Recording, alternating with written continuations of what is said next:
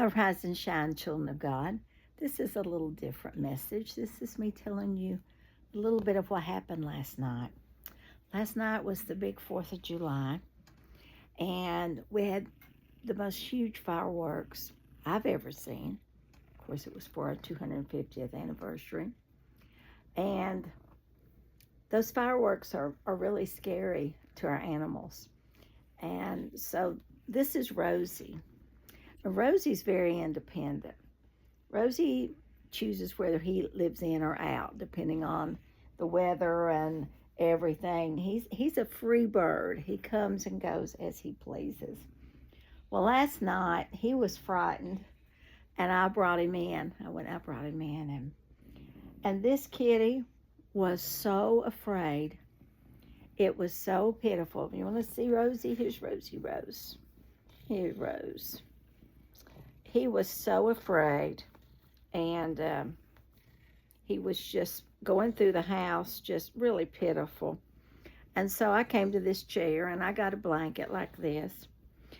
And this cat, I held this cat for 2 hours last night. He was just so afraid.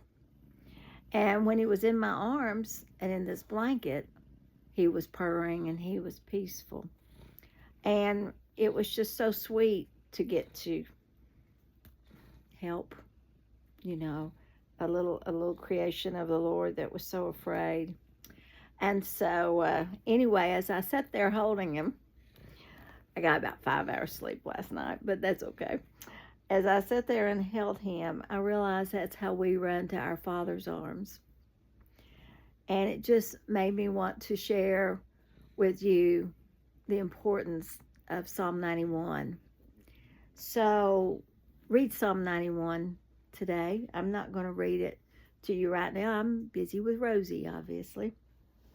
But being in the shelter of the Most High. And, Rosie didn't know if there was a war going on outside. He didn't know if our door was getting ready to be busted down. He truly didn't know. And so sometimes we can be frightened, and we maybe don't know maybe some of the circumstances of what's going on, but God does. Just like I knew when I held Rosie last night, and I had him up like this in my arms, I knew it was just fireworks, but he didn't. He didn't know it was just fireworks. He didn't know it was celebration. It caused great fear in him. And just like God knows, when things are going on around us, that sometimes it's just activities happening.